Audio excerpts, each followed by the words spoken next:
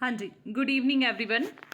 आ जाइएगा भाई फटाफट से। वेलकम है आप सभी का अपने इस यूट्यूब चैनल रेगनार नर्सिंग क्लासेस में।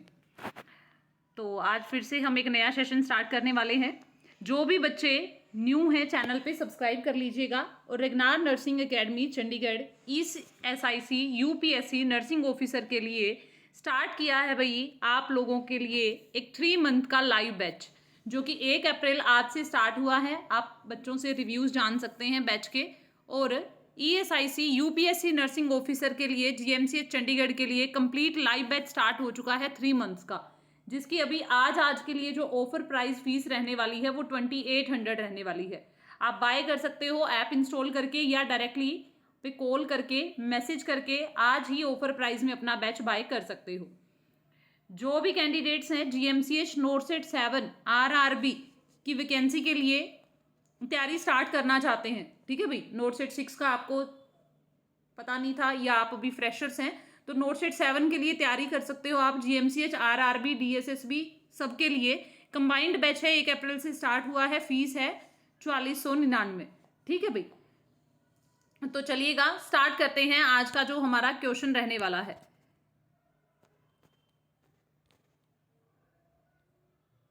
यहां आगे थे हम लोग,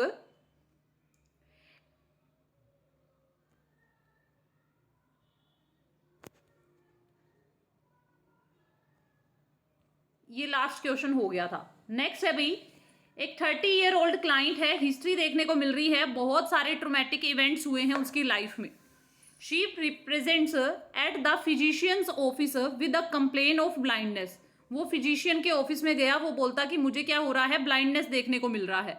फिजिकल एग्जामिनेशन किया गया, डायग्नोस्टिक टेस्ट ने ये बताया कि कोई ऑर्गेनिक कोज नहीं है यहाँ पे बीमारी का, कोई भी कारण नहीं देखने को मिल रहा हमें इस बीमारी का। तो नर्स ने रिकॉग्नाइज किया कि ये कौन सी कंडीशन हो सकती है। अगर यहाँ पे कोई कारण ही नहीं दिख रहा बीमारी का तो ये कौन सी कंडीशन हो सकती है। तो बताइएगा, it is delusion, it is illusion, it is hallucination और इट इज कन्वर्जन। कौन सा डिसऑर्डर है ये?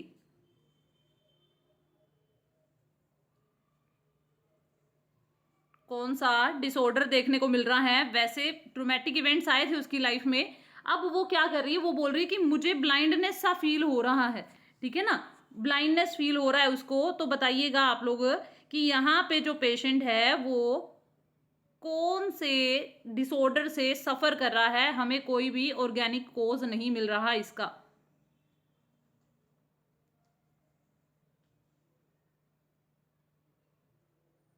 Very good.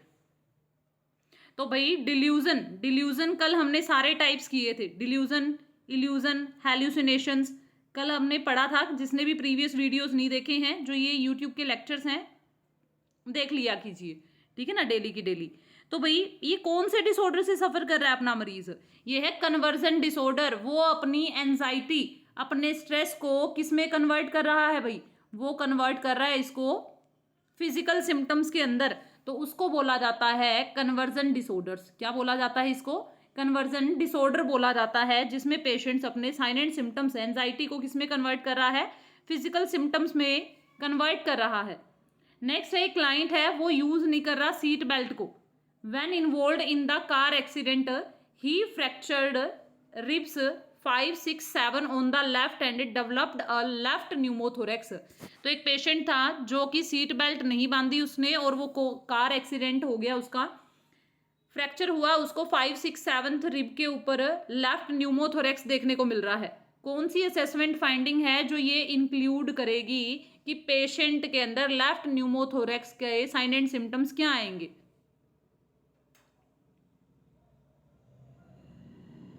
लेफ्ट न्यूमोथोरेक्स के साइन एंड सिम्टम्स क्या आने वाले हैं? क्रैकल साउंड आएगा, या फिर पेशेंट के अंदर डिक्रीज्ड साउंड देखने को मिलेगी, ब्रीथ साउंड, चेस्ट पेन होगा मूवमेंट के साथ में। अब आपको पता है रिब्स को 5, 6, 7 रिब पे फ्रैक्चर हुआ है, और फ्रैक्चर हुआ है तो आपको पता है जैसे ही पेशेंट चेस्ट कैविटी को मूव करने की कोशिश करेगा तो क्या होगा? पेशेंट को पेन होगा। तो एकदम सही है भाई कि डिक्रीज्ड ब्रीथ साउंड देखने को मिलेगी लेफ्ट साइड में। क्रैकल साउंड किस में देखने को मिलती है? कंजस्टिव हार्ट फेलियर के अंदर देखने को मिल रही है। कंजस्टिव हार्ट फेलियर के अंदर देखने को मिल रहा है और यहाँ पे क्या होगा, चेस्ट के जो एंटीरियर पोस्टीरियर डायमीटर्स है वो कन्वर्ट हो जाएंगे, पैराडॉक्सिकल चेस्ट देखने को मिलेगी पेशेंट के अंदर, और पेशेंट के अंदर लेफ्ट साइड में ब्रीथ साउंड एब्सेंट होगी, और पेशेंट जैसे ही इंस्पायरेशन एक्सपायरेशन करेगा तो मरीज को क्या देखने को मिलेगा भाई, फ्लियल चेस्ट की कंडीशन होगी है अब, ठीक है। रोनकाई साउंड किस में आती है, ये आती है ब्रोनकाइटस के अंदर, किस में आती है भाई, ब्रोनकाइटस के अंदर आती है। नेक्स्ट बात करें, वीजिंग किस में देखने को मिलता है, ड्राई कफ अस्थमा में देखने को मिलता है, ठीक है। सो ऑप्शन है बी विल बी करेक्ट। अगला क्वेश्चन है भाई, यहाँ पे आप सभी के सामने आंसर करना है A to Z कैंडिडेट्स को। एक 11 साल का ओल्ड बॉय है और रिसीव कर रहा है, पार्शियल थिकनेस बर्न हो गया है उसकी दोनों लेग्स के ऊपर। He presents to the emergency room approximately 15 minutes after the accident in excruciating pain with charred clothing of the both legs.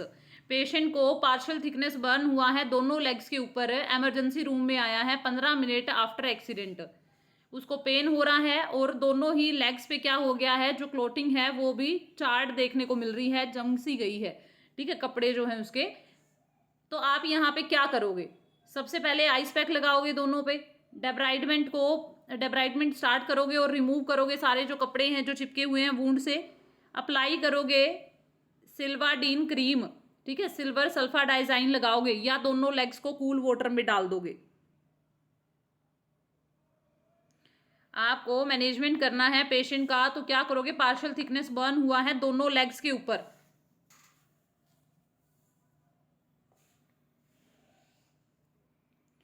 तो क्या करेंगे भाई, हम पेशेंट की दोनों लेग्स को कूल वाटर में पुट करेंगे।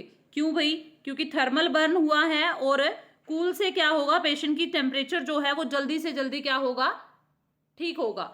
आइस पैक लगाएंगे बोथ लेग्स के ऊपर, मैम आइस पैक भी तो लगा सकते थे, तो आइस क्या करेगी, एकदम से ड्रामेटिकली चेंज करेगी टिश्यूज के टेम्परेचर को, इसलिए आइस अप्लाई नहीं करनी। डेब्राइडमेंट कब स्टार्ट करते हैं, जब टिश्यू हीलिंग होती है, ठीक है ना। एकदम से अगर जो चिपके हुए कपड़े हैं उनको उतारोगे तो और ज्यादा टिश्यू डैमेज होगा, तो डेब्राइडमेंट फर्स्ट नर्सिंग एक्शन नहीं होगा।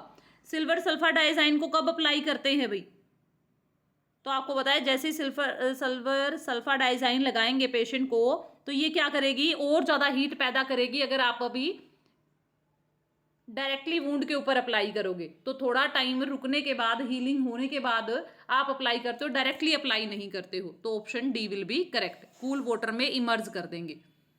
अगला है भाई, द फिजिशियन है प्रिपेयर कर रहा है लेबर रूम में on a 40 week multigravid, ठीक है। The nurse should anticipate the administration of, physician जो है प्रिपेयर कर रहा है to induce labour 40 week multigravida में, तो आप लेबर को इंड्यूस करवाने के लिए किसका यूज करते हो, ऑक्सीटोसिन, प्रोजेस्टेरोन, वेसोप्रेसिन और अर्गोनोवाइन।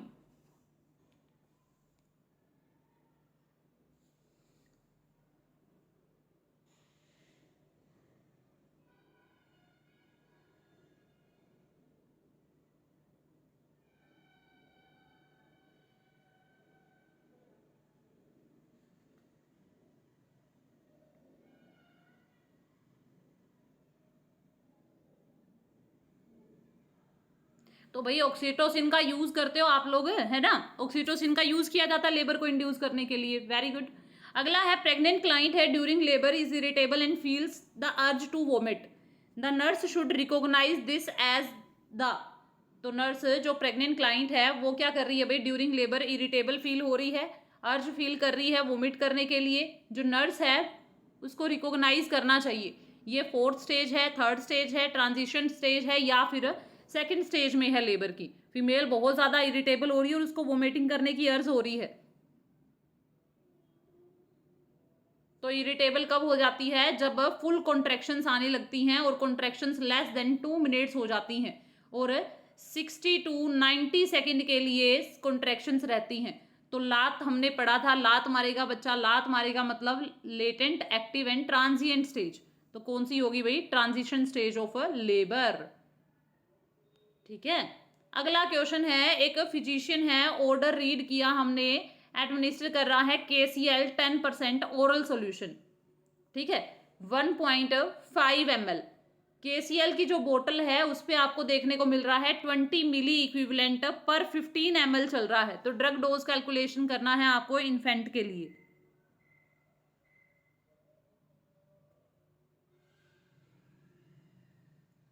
तो आप इन्फेंट को कौन सा एडमिनिस्टर करोगे?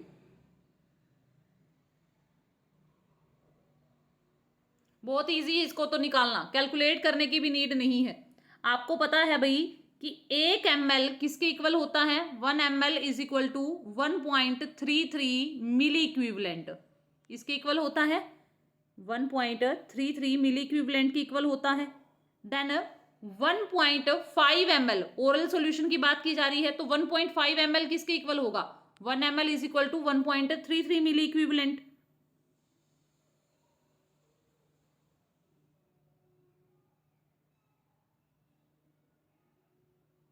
तो 1.5 किसके इक्वल होगा? वो लगभग 1.99 मिली इक्विवेलेंट के इक्वल। बस क्वेश्चन सोल्व। ठीक है भाई, जिसको ना समझ में आए एक बार दोबारा से देख लो। 1 milli equivalent 1 ml is equal to, हमें पता है किसके इक्वल होता है? 1.33 मिली इक्विवेलेंट के इक्वल होता है। तो हमारे पास सॉल्यूशन कितना है? 1.5 ml है, ओरली एडमिनिस्टर करना है आपको। ठीक है, ओरल सॉल्यूशन है।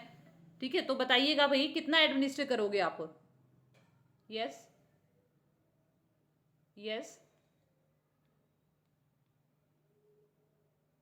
ओके। तो कितना भाई? 2 ml 1.99 ही आएगा। ठीक है, मिली इक्विवेलेंट एडमिनिस्टर करोगे, इजी सा है। तो एक 38 वीक गेस्टेशन की फीमेल है, एक्टिव लेबर में है, वो लैम्जे ब्रीदिंग टेक्निक्स को यूज कर रही है। ठीक है, RN कोचिंग दे रही थी उसको ब्रीदिंग के लिए, इंकरेज करने के लिए कि वो रिलैक्स करे and work with her contractions. Which one of the following complain by the nurse alert the RN that she is beginning to hyperventilate with her breathing. Nurse Lamaze technique के through breathing करवा रही थी pregnant female को जो 38 week gestation की है। तो यहाँ पे ये बताओ कि कौन सी ऐसी कंडीशन है जो कंप्लेन करेगा क्लाइंट, जिससे आपको ये लगे कि पेशेंट हाइपर वेंटिलेट कर रहा है। तो पेशेंट बोल रहा है मैं कोल्ड हो गया हूँ, मुझे बैक एक हो रहा है, नोजिया हो रहा है, ये सब तो होता है। लेकिन अगर पेशेंट को डिजीनेस फील हो रहा है, मतलब क्या हो रहा है? ज़्यादा CO2 बाहर निकल रहा है। ठीक है ना, क्या हो रहा है? ज़्यादा CO2 बाहर निकल रहा है, इसीलिए पेशेंट को क्या होगा? डिजीनेस फील होगा, जिसकी वजह से आपको पता चल जाएगा कि पेशेंट हाइपर वेंटिलेट कर रहा है। ठीक है भाई, आज की क्लास थोड़ी सी छोटी है, ठीक है, किसी इमरजेंसी के कारण। सो मिलेंगे कल। अब अपनी जो नॉन नर्सिंग की क्लास है वो अटेंड कीजिएगा आपकी ऐप के अंदर। ठीक है भाई, थैंक यू सो मच। और जो भी बच्चे बैच बाय करना चाहते हैं जुड़ सकते हैं, आज ही लास्ट डे है ऑफर का। ठीक है भाई, और अपना जो बैच है वो परचेज कर सकते हैं 1 अप्रैल से। UPSC ESIC का जो न्यू बैच स्टार्ट हुआ है। थैंक यू सो मच, मिलते हैं कल। Have a nice night.